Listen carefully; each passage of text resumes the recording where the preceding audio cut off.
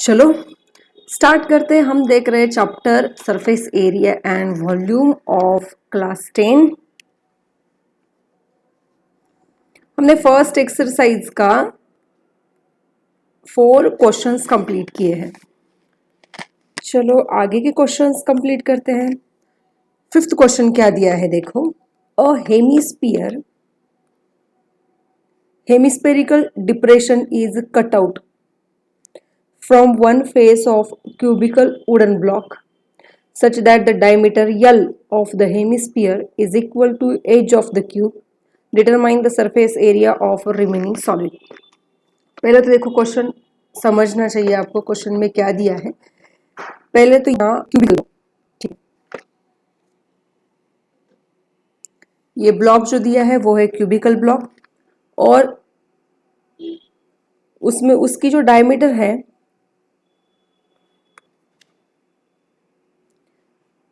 इस cubical block में एक हेमिस्फेरिकल, देखो यहां पर हेमिस्फेरिकल कट वहां से निकाला गया है, डिप्रेशन किया है, मतलब वहां से हेमिस्फेरिकल कट निकाला और बाहर निकाला है। अब वो भी मैटर करेगा और वहां जो ये हेमिस्फेरिकल दिखाई दे रहा है ना आपको, उसकी जो डायमीटर है वो यल है, जो कि क्यूब की भी एज है यल, हर एक, ठीक है, हर एक साइड कितनी लेंथ दिखाई देगी आपको, यल दिखाएगी। तो हमें निकालना है surface area of remaining solid. ये वुडन बॉक्स में से हेमिस्फीयर पेरिकल ये जो कट निकाला है ना, उसको देखने के बाद जो आपको दिखाई देगा वो होगा रिमेनिंग एरिया। तो वो एरिया क्या होगा वो पहले हम फॉर्मूला में लिखेंगे, बाकी हम नेक्स्ट कैलकुलेशन करेंगे। तो रिमेनिंग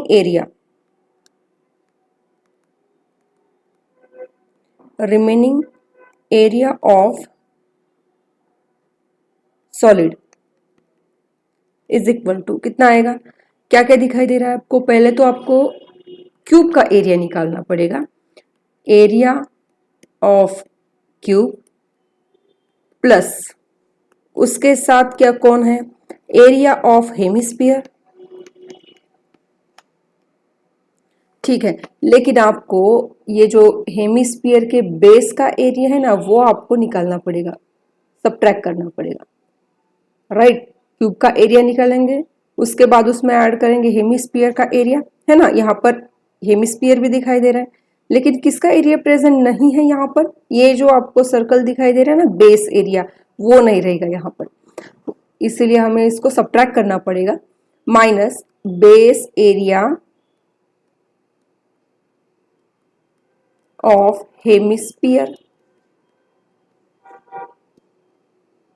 ठीक है। अब हम एक एक करके कैलकुलेट करेंगे। पहले तो क्या निकालना है, एरिया ऑफ क्यूब निकालना पड़ेगा।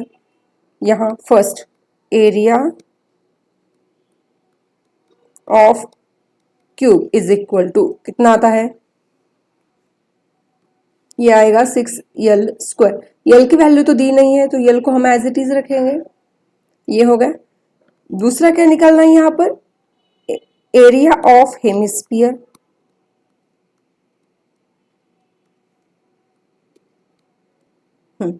हेमिस्फीयर का एरिया कितना होता है 2πr², ठीक है। लेकिन उन्होंने हमें डायमीटर दी है, डायमीटर इज इक्वल टू यल दिया है, सो रेडियस कितनी होगी, रेडियस इज इक्वल टू होगा L/2, ठीक। तो कितना आएगा इसका area 2 into 22/7।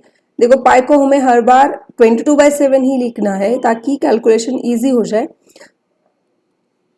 Into L/2 bracket square, इसको हम ऐसे ही रहने देते है ना, माइनस अभी क्या करना है और हमें निकालना है बेस एरिया ऑफ हेमिस्फीयर।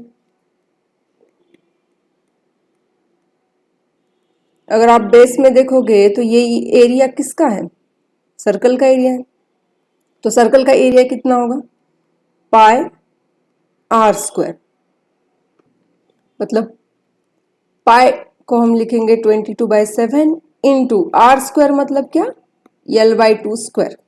ठीक है, अब वो जो हमने पहले ये फॉर्मूला निकाला है इसमें हम ये सारी वैल्यूज रख देते हैं।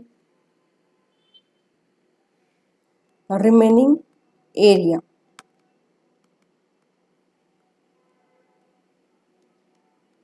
Of solid is equal to क्या आया था, 6L square plus 2 into 22/7 into ये वाला L स्क्वायर बाय 4, ऐसे लिख लेते हैं, माइनस 22/7 इंटू L/2 स्क्वायर। ये देखो तीनों टर्म में L स्क्वायर है तो हम इसको कॉमन आउट निकाल सकते हैं। L square inside bracket 6 plus, अगर आप देखोगे इन दोनों टर्म में 22/7 और डिवाइड बाय 4 ये टर्म कॉमन है तो कैलकुलेशन इजी हो सकती है उसको अगर हम कॉमन निकालेंगे तो 22/7 इंटू 1/4 इनसाइड ब्रैकेट कौन कौन रह गया है, देखो यहाँ पर 2 माइनस 1,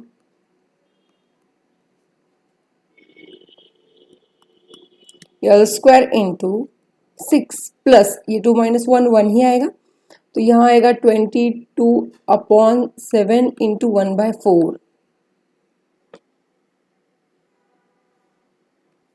अब देखो कैलकुलेशन को हम इजी तरीके से सॉल्व करते हैं।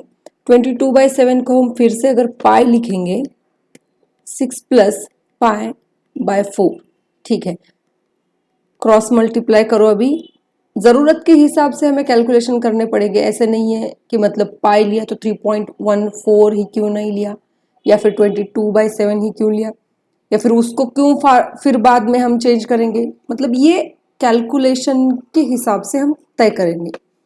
ये कितना आता है 24 प्लस पाई डिवाइडेड बाय 4, तो ये आएगा L square by 4 into 24 plus pi. अब ये थोड़े से आसान हो जाएगा, L square by 4 into 24 plus 3.14, ठीक है।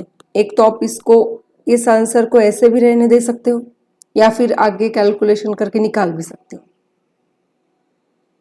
ये ज्यादा से ज्यादा कितना आएगा, L स्क्वायर बाय 4 इंटू ये 14 एज इट इज 27.14 अपॉन 4। अगर आप इसको डिवाइड करोगे ना, L square into 27.14 divided by 4, तो ये कैलकुलेशन काफ़ी आसान हो जाएंगे। इसका आंसर आएगा 6.78, बस हो गया इतने। अगर आप यहाँ तक भी निकाल सकते हो ना तो कोई बात नहीं, यहाँ तक भी निकाल सकते हो आप इसका आंसर, मैंने आगे भी फाइंड आउट किया है। चलिए हम आगे नेक्स्ट प्रॉब्लम देखते हैं। देखो, a medicine capsule is in the shape of cylinder, ये कैप्सूल है, with 2 hemispheres stuck to each of its end, see figure, figure उन्होंने ही दी है। ये देखो ये मेडिसिन की कैप्सूल है और इसके जो एंड है वो किस शेप के हैं, हेमिस्फीयर शेप के हैं, यही दिखाया उन्होंने। The length of entire capsule is 14 mm, ये पूरी length, and the diameter of the capsule is 5 mm। ये डायमीटर दी है मतलब क्या, मतलब वो हेमिस्फीयर की है तो डायमीटर दी है 2.5 mm, और ये उसकी हाइट दी गई है कैप्सूल की, तो 2.5 mm अगर उसकी 5 mm डायमीटर है कैप्सूल की, टोटल डायमीटर, तो ये हेमिस्फीयर है, ठीक है। तो उन्होंने ये दिया है कि ये जो रेडियस है इसकी ये आएगी 2.5 mm, 2.5 mm ऐसा उन्होंने दिया है। तो हमें क्या निकालना है, फाइंड इट्स सरफेस एरिया। ये तो बहुत आसान है। कौन कौन सी डायग्राम्स दिखाई दे रही हैं यहाँ पर, हेमिस्फीयर एक दिखाई दे रहा है और सिलेंडर एक दिखाई दे रहा है। तो पहले क्या करना पड़ेगा आपको, surface area is equal to area of curve surface area, curve surface area of cylindrical part plus 2 times, क्योंकि हेमिस्फीयर 2 है तो 2 times surface area of hemisphere. ठीक है, तो चलो हम निकालते, पहले क्या निकालेंगे, curve surface area of cylindrical part. Curve surface area of cylinder, इसका फॉर्मूला हमें याद होना चाहिए, और ये होता है 2πr/h। सभी मालूम होना चाहिए हमें। रेडियस तो मालूम है हमें,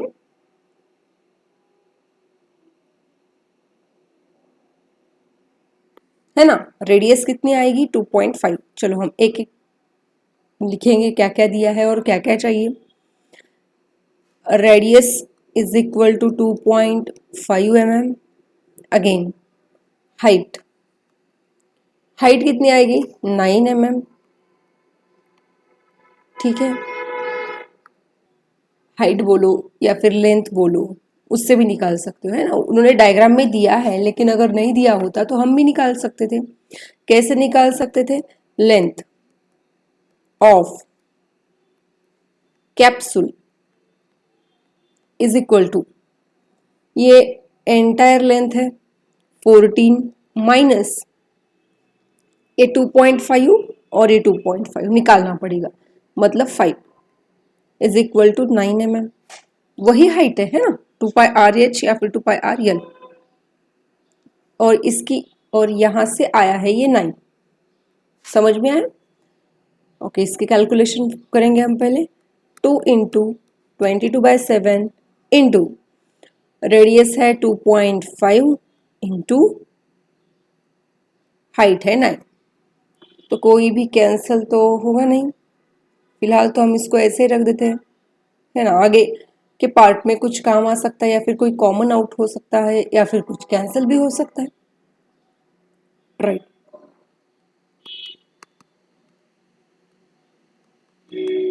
सिलेंडर आगे क्या निकालना है, area of hemisphere, area of hemisphere. पहले हम एक का निकालेंगे, बाद में हम इसको 2 से मल्टीप्लाई कर देते हैं। हेमिस्फीयर का एरिया आता है 2πr², और जो कि आएगा 2 इंटू 22/7 इंटू 2.5 इंटू 2.5। जो मेन फॉर्मूला है वहां पर हम ये सारी वैल्यूज रख देते हैं। देखते हैं आंसर कितना आता है। Surface area is equal to ये वाला total curve surface area of cylinder, मतलब 2 into 22/7 into 2.5 into 9 plus 2 times, है ना, हेमिस्फीयर का area 2 into 22/7 into 2.5 square, right. चलो, बहुत सा कॉमन पार्ट है यहाँ पर, ये देखो 2 इंटू 22/7 इंटू 2.5, ये पूरी टर्म हम कॉमन निकाल सकते हैं। 2 इंटू 22/7 इंटू 2.5 कॉमन निकला, तो अंदर कौन कौन है 9 प्लस ये वाला 2 और 2.5। 2 इंटू 2.5 कितना आएगा 5 आएगा, राइट।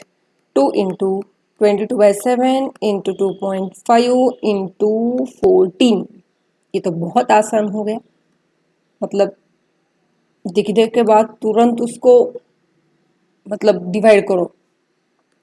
2 इंटू 22 इंटू 2.5 इंटू 2, ये तो बहुत ईजी है। 2.5 इंटू 2 कितना आता है 5, मतलब 44 इंटू 5, और इनका मल्टीप्लिकेशन आएगा 220 mm², है ना।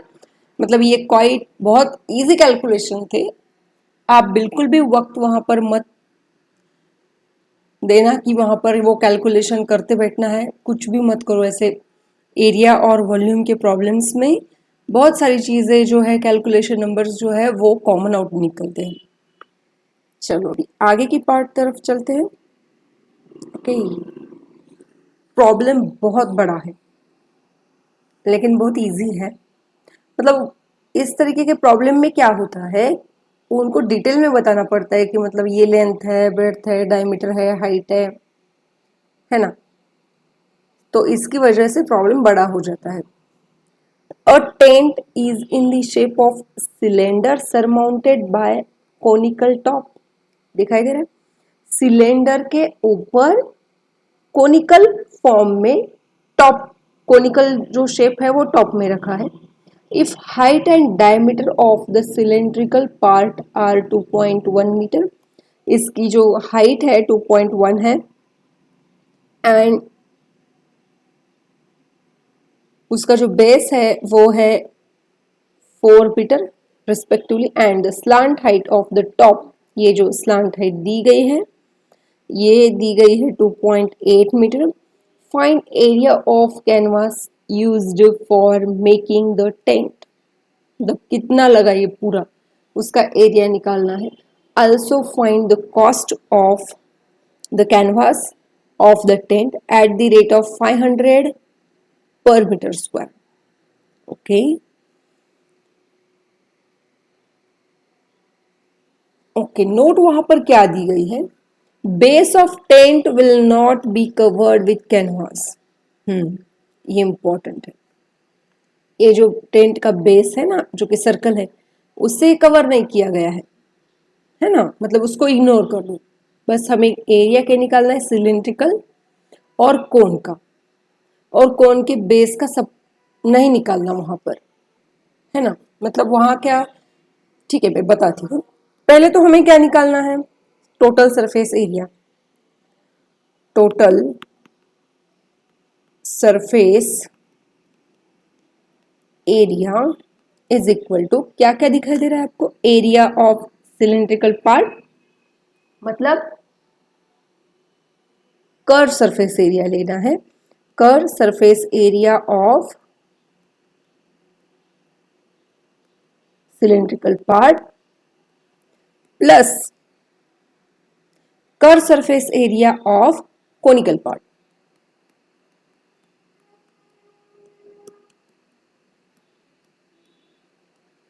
ठीक है, बस इतना है। बेस का एरिया नहीं लेना, मतलब ऐड नहीं करना हमें ये वाला बेस का एरिया, क्योंकि वो कंसीडर मतलब वहां पर कैनवास ही नहीं लगा है ना।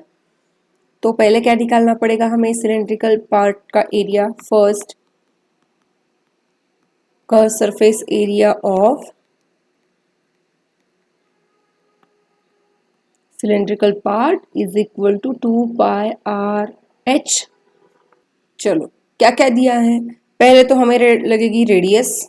रेडियस जो है वो यहाँ क्या दिया है, डायमीटर दी गई है, तो ये रेडियस आएगी हमारे पास 2 मीटर। ठीक है, हाइट कितनी दी गई है, 2.1, है ना, 2.1 मीटर, नो प्रॉब्लम। चलो इसके कैलकुलेशन करते हैं। 2 इंटू 22/7 इंटू रेडियस कितनी है 2 इंटू एच, मतलब 2.1। 2.1 को मैं क्या करूंगी, 21/10 लिख सकती हूँ। उसके दो फायदे, 7 3 जा अगेन, कोई बात नहीं 10 को 10 ही रहते देते। ये देखो ये कितना आएगा 44, 44 इंटू 2 88, 88 इंटू 3